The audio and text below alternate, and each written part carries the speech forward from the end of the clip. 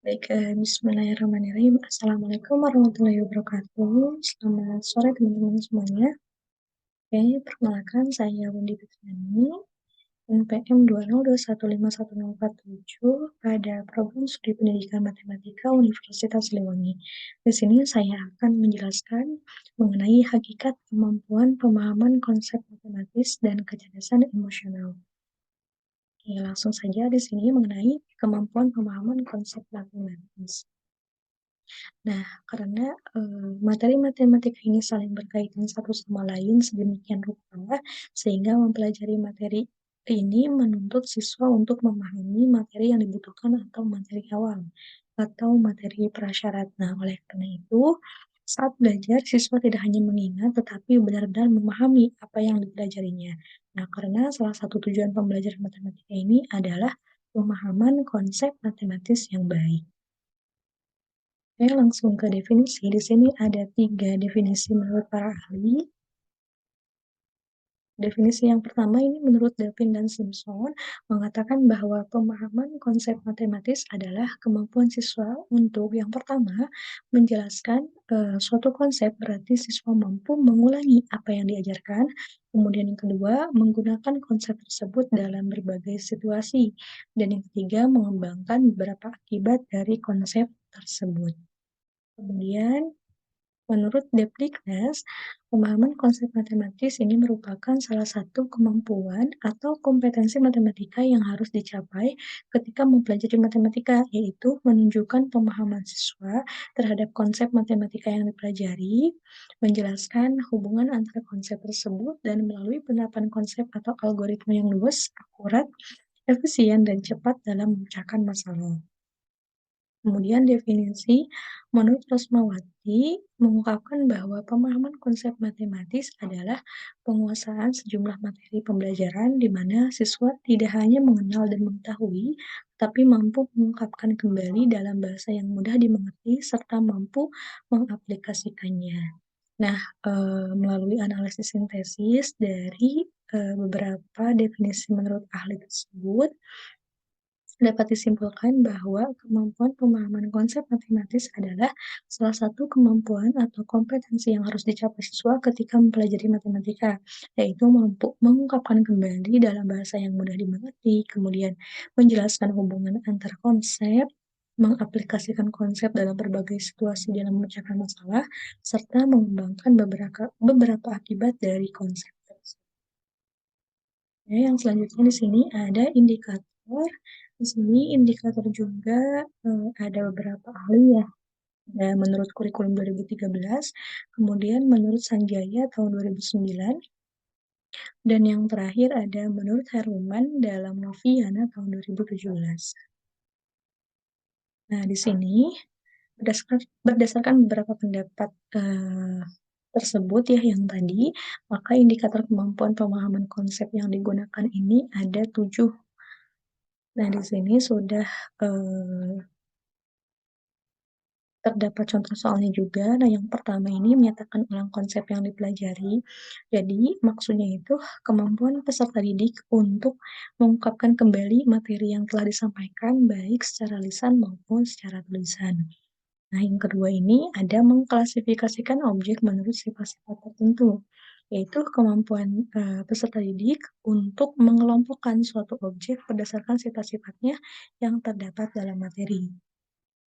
Kemudian yang ketiga, di sini ada memberi contoh dan bukan contoh dari suatu konsep yang dipelajari. Nah, ini merupakan kemampuan peserta didik untuk membedakan mana yang termasuk contoh dan mana yang bukan contoh dari suatu. Kemudian yang keempat, ini ada menyajikan konsep dalam berbagai bentuk representatif matematika.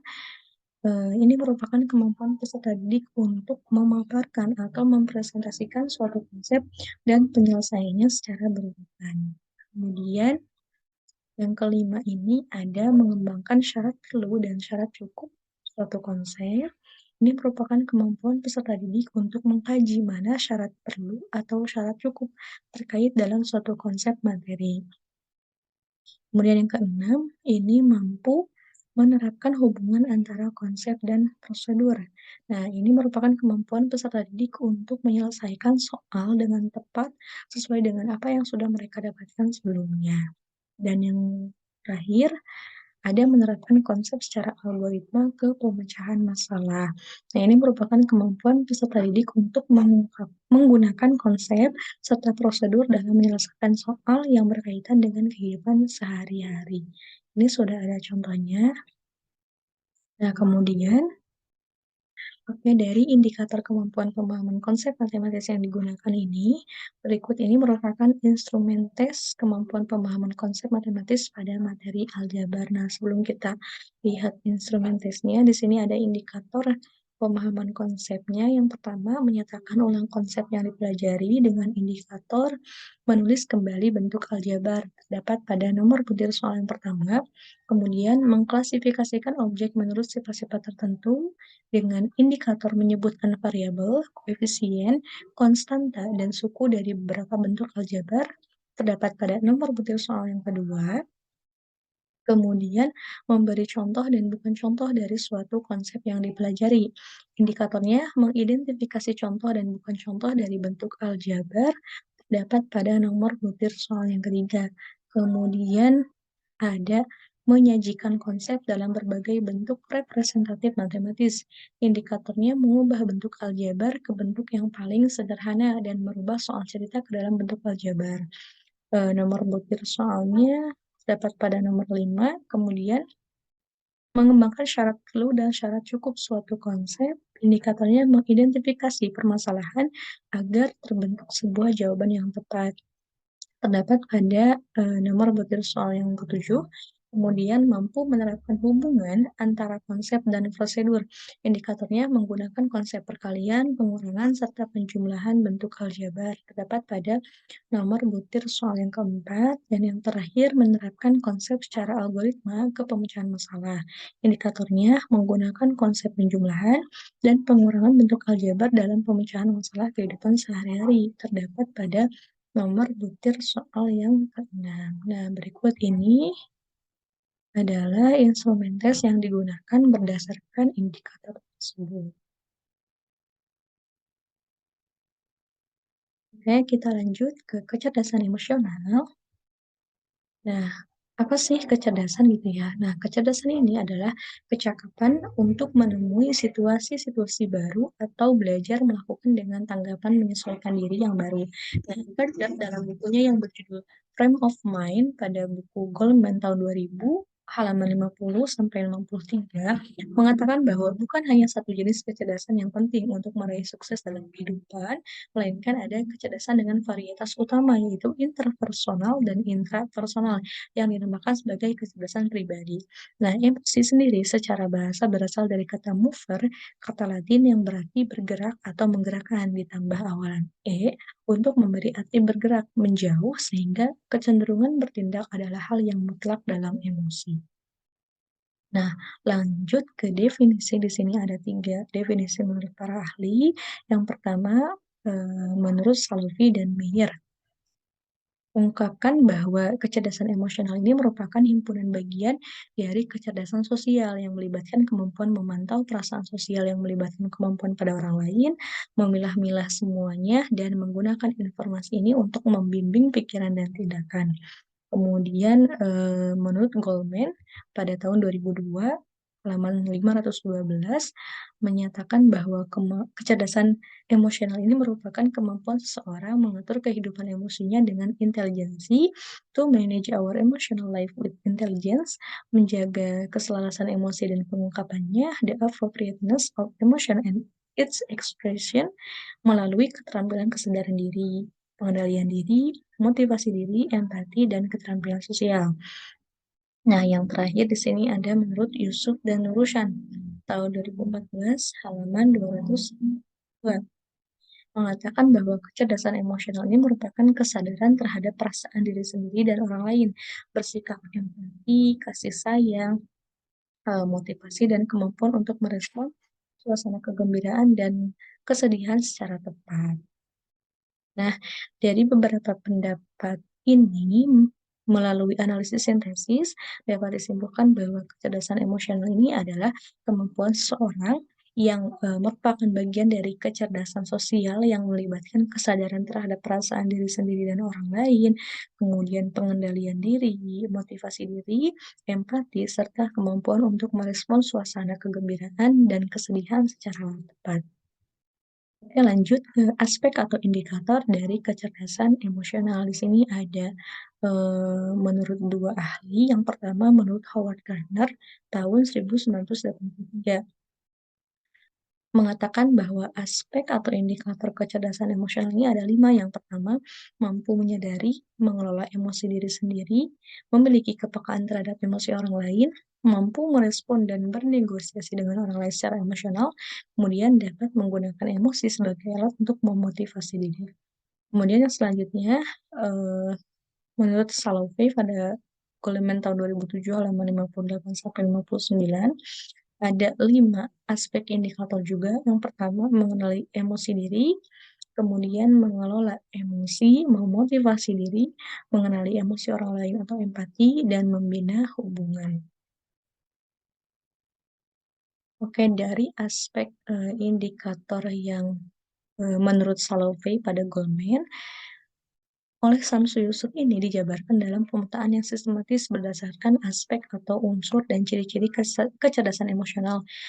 Kemudian di sini ada tabelnya. Nah, yang pertama, aspek kesadaran diri, karakteristik perilakunya ini adalah mengenal dan merasakan emosi diri sendiri, kemudian memahami penyebab perasaan yang timbul, mengenal pengaruh perasaan terhadap tindakan. Kemudian ada aspek mengelola emosi. Karakteristik perilakunya ini bersikap toleran terhadap frustasi dan mampu mengelola amarah secara baik, lebih mampu mengungkapkan amarah dengan tepat, dapat mengendalikan perilaku agresif yang merusak diri sendiri dan orang lain, kemudian memiliki perasaan positif tentang diri sendiri, sekolah, dan keluarga, memiliki kemampuan untuk mengatasi ketegangan jiwa, dapat mengurangi perasaan kesepian dan cemas dalam pergaulan. Kemudian ada aspek memotivasi diri. Di sini karakteristik perilakunya ini memiliki rasa tanggung jawab, mampu memusatkan perhatian pada tugas yang dikerjakan, dan mampu mengendalikan diri dan tidak bersifat impulsif. Kemudian pada aspek empati, karakteristik perilakunya ini ada mampu menerima sudut pandang orang lain, memiliki kepekaan terhadap orang lain, dan mampu mendengarkan orang lain. Dan yang terakhir ada aspek membina hubungan.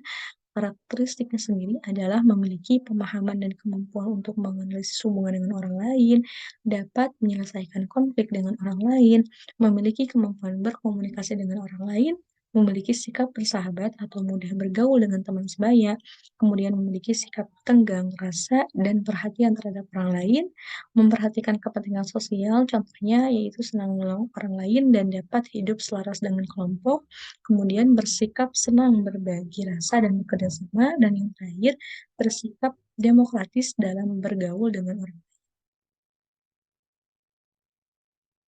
Kemudian di sini adapun angket kecerdasan emosional yang peneliti gunakan merujuk pada aspek atau indikator menurut Goldman.